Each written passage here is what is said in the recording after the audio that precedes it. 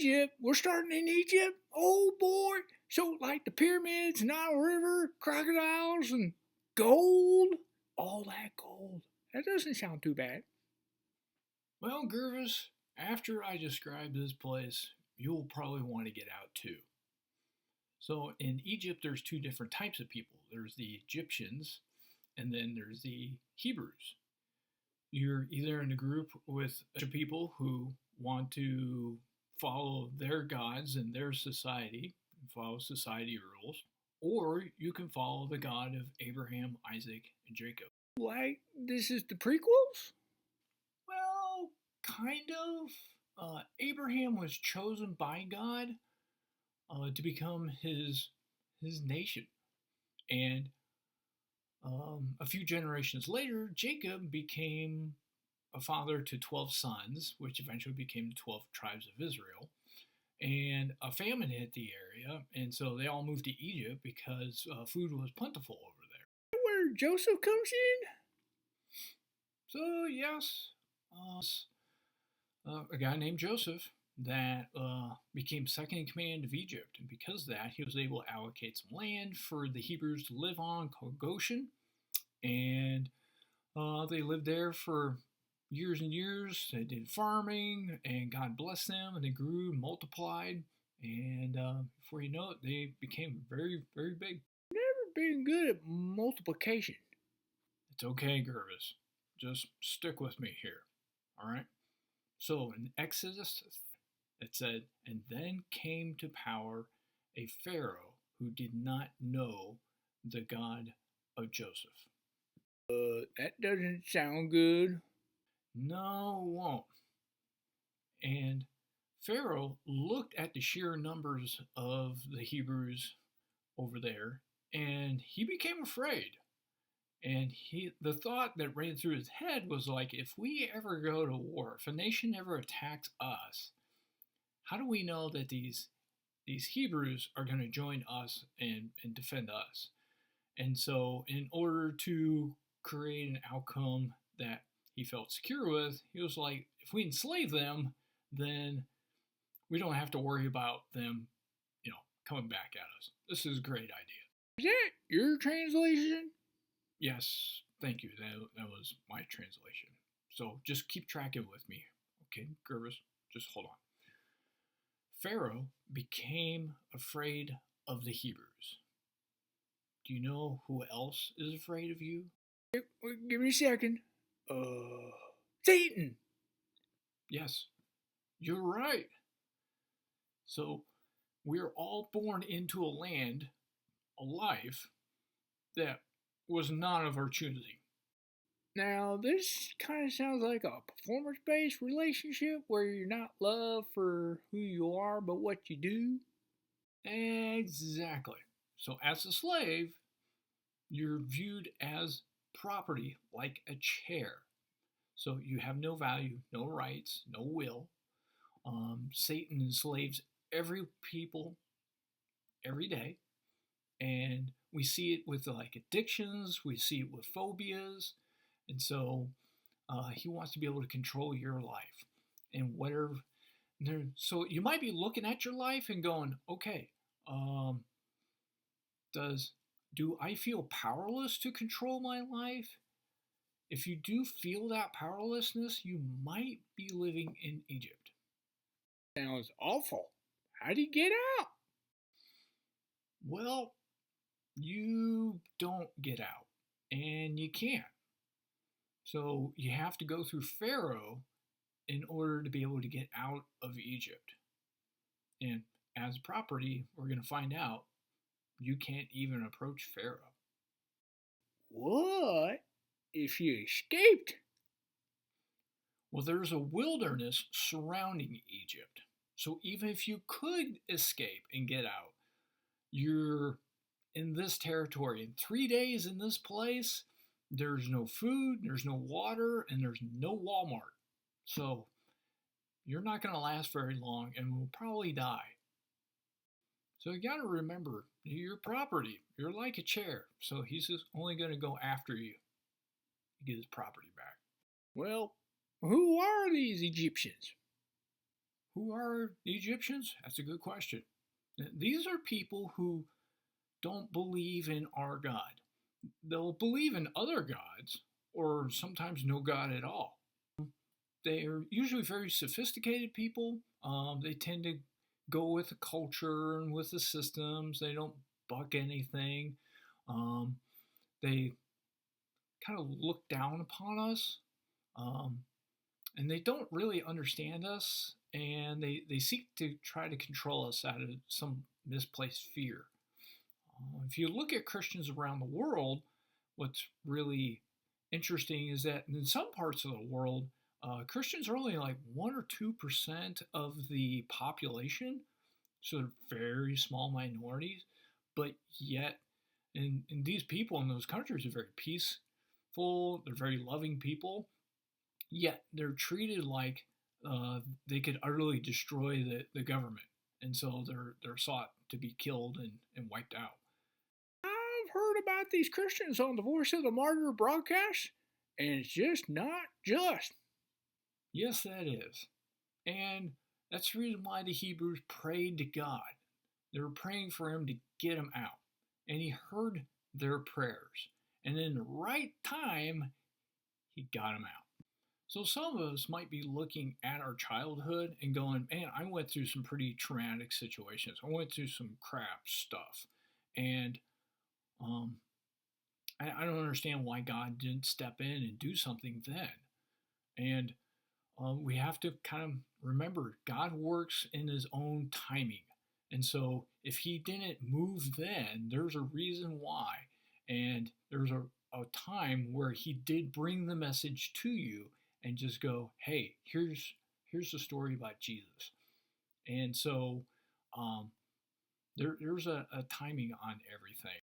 Well, how did he get them out? This is brilliant. So God sent one man to save a nation. You would think you would send an army, but God sends one man.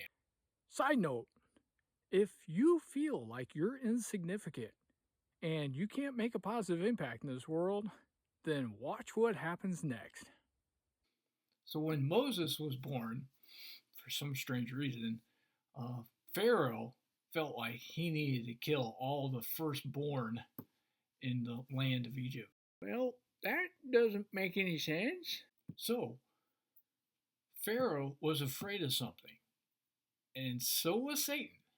Side note, now, I believe that Satan knew that God was up to something in the heavens.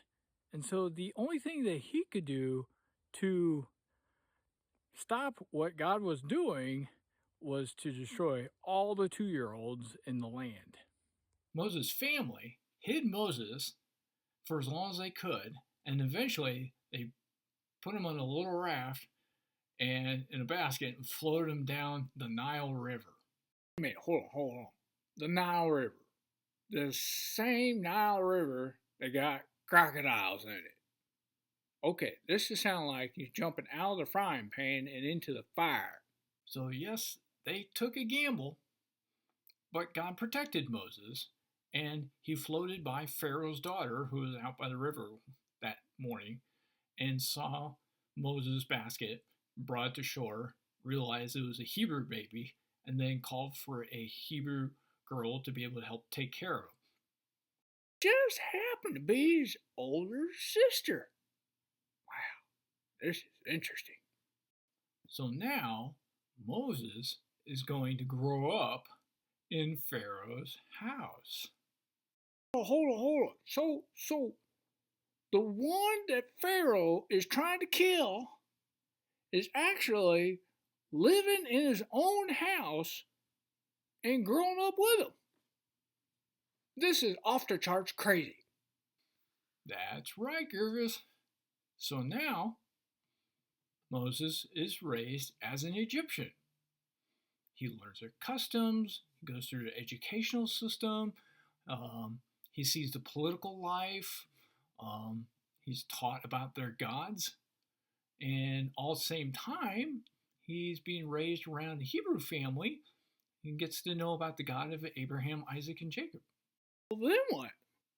Well, Moses gets in a fight with another Egyptian and ends up killing him, and then realizes he's got to flee the country. So he runs away and finds himself on Mount Sinai. And there, God shows up. Moses submits his life to God, and God puts him on a mission. Your mission, if you decide to accept it, is to get Israel out of Egypt and to the Promised Land. This message will self-destruct in 5 seconds. Would you cut it out? We're trying to be serious here. Well, Moses grabs his family and packs everything up and leaves for Egypt, trusting in God. Side note, when you feel like the creator of the universe is on your side, nothing's going to stop you. Why is this going to work? So Moses has been fashioned, molded, and created for a time just like this. Here's his destiny. So, as I mentioned earlier, no Hebrew could go to Pharaoh and say, hey, I want out of here, go worship my God, and kind of do my own thing. I'm done being a slave. They couldn't even enter Pharaoh's court, like I mentioned. Their property. It's like a chair trying to come to Pharaoh and ask, for it to do something else. It's silly. And the Egyptians, none of them had any sort of interest in letting all the Hebrews go. And so it was kind of like, and they were the only ones that can approach Pharaoh and ask for stuff. So here, God just created a guy who was fully Egyptian, who could go to Pharaoh and ask for stuff, and also fully Hebrew, where he had an interest in the Hebrews, and be able to just go, hey, you need to let my people go. That's amazing! So, what's up with the 10 miracles? Yes. The real question is, who did God do the 10 miracles for? Figured for Pharaoh. You think it's Pharaoh, huh? Well, if you look at the 5th miracle, filled up the land with frogs, Pharaoh got it. He kind of realized, I'm dealing with a god here, or some powers that are far greater than anything we've been educated on. And so he was just like, okay, go worship your God. That's fine. And then it was written in there, God hardened Pharaoh's heart. This I kind of never really understood. It was a little confusing. It was like, why did God have to harden his heart? Because God's getting ready to ask 1.3 million people to pack it all up and leave what they know, the life that they have had, either good or bad, and move. And he wants to make sure all 1.3 million people are on board with this. And so, actually, the miracles were to convince the Hebrews to follow God. Wait a minute. 2-year-olds being killed, grown up in Egypt, performing lots of miracles. I'm seeing a lot of similarities to Jesus here. You're right, Gervin. There are a lot of similarities between Jesus and Moses. Moses was fully Egyptian and fully Hebrew. And so that way he could be able to approach Pharaoh with the interests of the Hebrews. And Jesus was fully God and fully man. And so he needed that to be able to experience what we're going through down here, and then be able to go to Pharaoh or Satan and say, hey, you need to let my people go. Yeah, that makes sense. But what happened on the 10th miracle? Well, the 10th miracle was a doozy. God actually gave instructions for everybody to put a blood of a lamb on their door frame. So that way, he's going to be sending a death angel into the area. And so, whatever house had the blood of the lamb on it, the death angel was going to pass over it and go on to the next house. If you didn't have the blood of the lamb, then your firstborn son died. So the next morning, a whole bunch of Egyptians all over the place crying and wailing because of the death of their sons, including Pharaoh. So when Moses ran to Pharaoh's house and saw what happened, Pharaoh looked at him and said, "Gone, get out of here. Go. I don't want you here anymore. Leave." And at that point, Moses knew God did it. To think I'm following God, but what about this accepting Christ in your heart? So Moses ran back down to the leadership of Israel and to let them know that he has been given authority for everyone to leave. And he ran down there, and I don't think he said, "Hey, if you guys believe in your heart and confess with your mouth that this is real, then you can go." He was just like, "Hey, there's the angel up in the sky. Go follow that pillar of cloud, and we're leaving." And so that's the good news, is that we're free. And we can leave this land of Egypt. When are we saved? I use a prison analogy to kind of explain this, because that's a good question, Gervis. And in prison, you're locked up in a cell. There's a warden that's over the entire prison facility, and there's guards out there to keep you in your cell, or at least in the prison facility. And Jesus comes and he walks into the prison warden's office and says, "Hey, I have paid the price for all these people. You need to let them go." And the warden's kind of like, "Whoa, you paid the price? Great, okay." They're set free. And so the good news is that you are set free. The bad news is that you're still in prison. So the reason why the message needs to get out there is because everybody needs to realize that they are free. So you're sitting in a prison cell with an open door. If you look down the hallway, all the hallway doors are open. All the guards are standoff. And then if you walk down the hallway and you go out the front door is open. And then all the guards are standing off of there also. And you go in the courtyard, and the front courtyard doors are open. And you can just walk right. There's nobody in the towers. There's no guards anywhere. You can just walk right out. And so that's the good news, is that we're free. Jesus says free. But it's up to us to walk out of the prison. So if we learn about Jesus and we stay in prison and we don't follow God at all, then when we die, we go to hell. My gosh, following's like so important. So the believing is nice, but does it make you do something? Do you get up and act? In the book of James, basically he brings up this subject. He's just like, because there's a lot of people going, "Well, I believe. James is just like, faith without works is dead. He's like, if you want to see my faith, look at my works. And so living in the promised land, we're getting you to move, follow Christ. Being a Christian is an action. There's stuff to take back. There's areas to be able to defend. There's a God out there to fall in love with. And all this takes action. By the way, what does the promised land look like? Well, Gervis, that's a good question. And we have a video titled Promised Land, where we'll go over exactly what that looks like.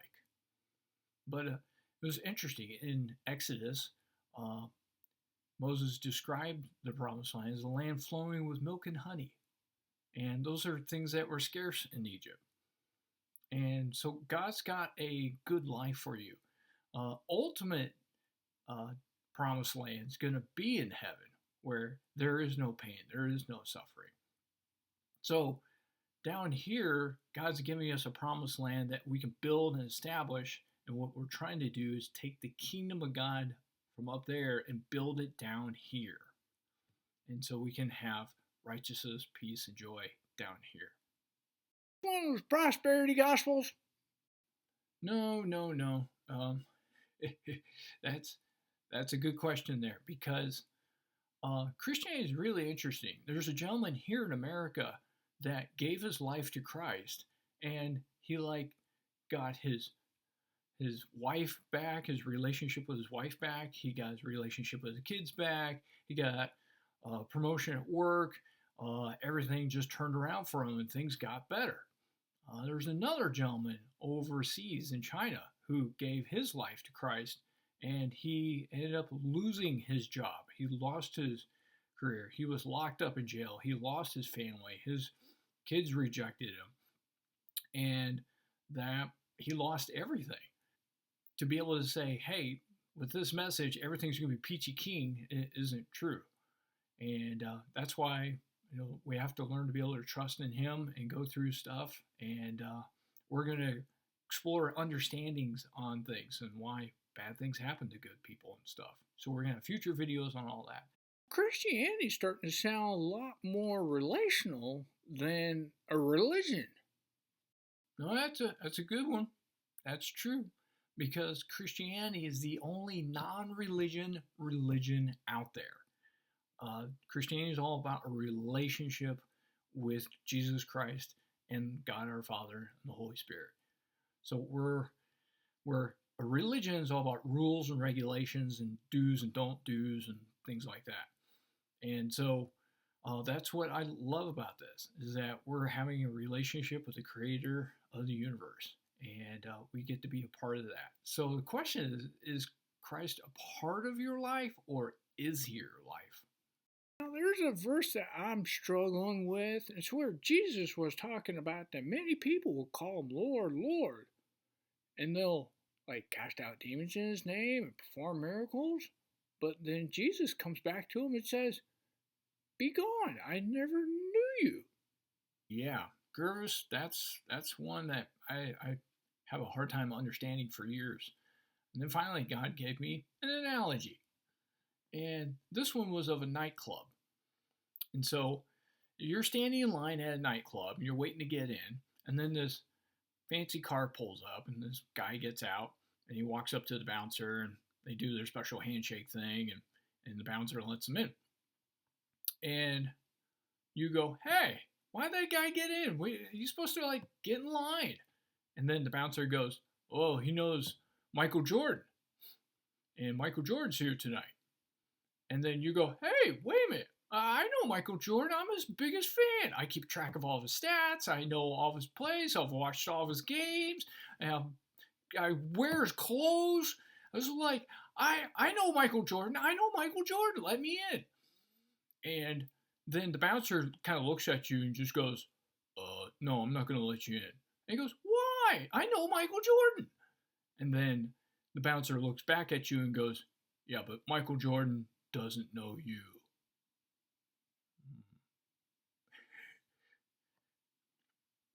So the question with Christianity isn't so much that if you know Christ, the question is, do you have a relationship with Christ so much that Jesus can say, "Yeah, I know that guy."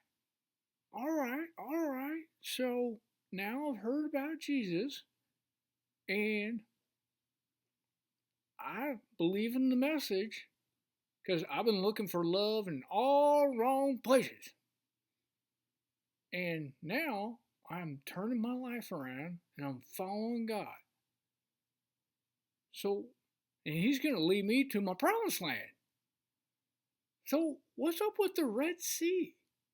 Ooh, good question there, Gervis. Oh my gosh, the Red Sea. This was the area where the children went down to, and they had to encamp for a night because they're moving 1.3 million people. It's kind of hard to be able to do that all at one time, and it was getting late in the day. So God wanted to do it the next morning. So they stayed the night there.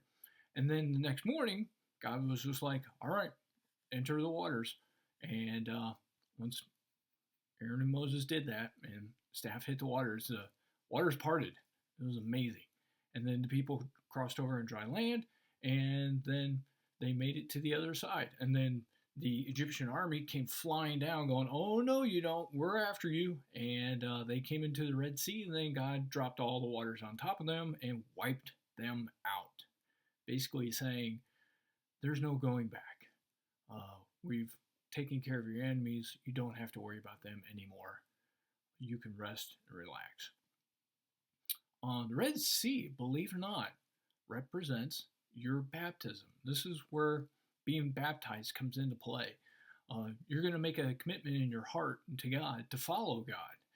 And you're going to be like, okay, I'm on board. I'm doing this. And God's going to like, all right, let's get you baptized. So baptism basically is your pronouncement of your faith to a group of people. It tends to be a church body. This is important because one, you're making your claim to God, but also it is to everyone around you, just saying, hey, I am walking out of my Egypt and I'm following God and I'm going into a wilderness. What about repentance?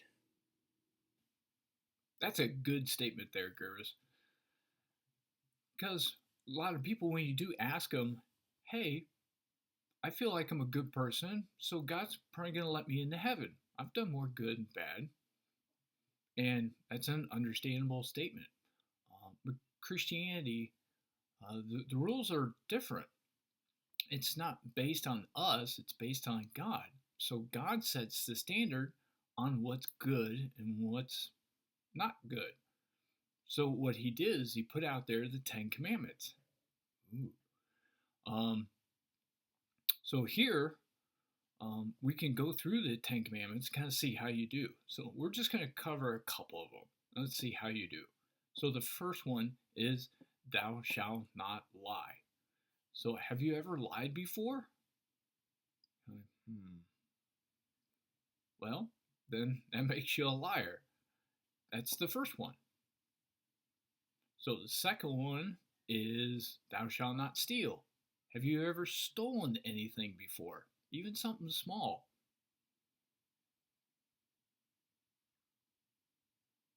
Well, that makes you a thief. Another example is, thou shalt not take the Lord's name in vain. Have we ever thrown his name into sentences where we're just throwing it around? And so that makes you a blasphemer. So just on those three things right there, so we have a lying, thief, blasphemer. So now ask yourself, are you innocent or guilty of breaking the law? So we'd be guilty admitting this. Since you're guilty of breaking the law, if you died today, went before him, and you're standing before God, would he allow you into heaven or not allow you into heaven?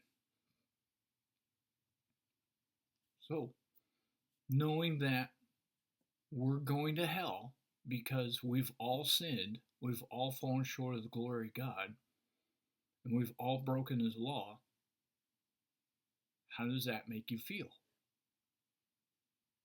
Not good. Now, I want to tell you that God doesn't want you to go to hell. God made a way for you to go to heaven, and that's Jesus Christ. So he came and paid for your sin, paid for you to get out of prison, paid for you to get out of Egypt. And so that way, he's got a life for you to live. Not this one you're currently in, he's got a better life. And so he wants to get you over to your promised land so you can experience his blessings. You can experience his promises. You can experience his glory. And so if you believe in that, then you can be able to stand up and walk out of your cell and go with him, follow him into the wilderness, and then eventually get to your promised land. So today, if that's you, just go ahead and get up and go.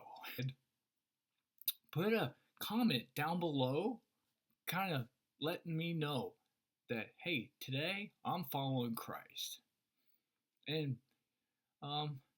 this is a very exciting time for things. So we love hearing that the people are getting hold of the message and they're doing something about it. So today you can follow Christ. It's your choice. So go after him. Now, you talked about a wilderness. What's up with that? Now, hold on, Gervis, hold on. There's time for that. And that's going to be in the next video. We're going to talk about the wilderness next. Hey, everybody, click and subscribe. Click and subscribe.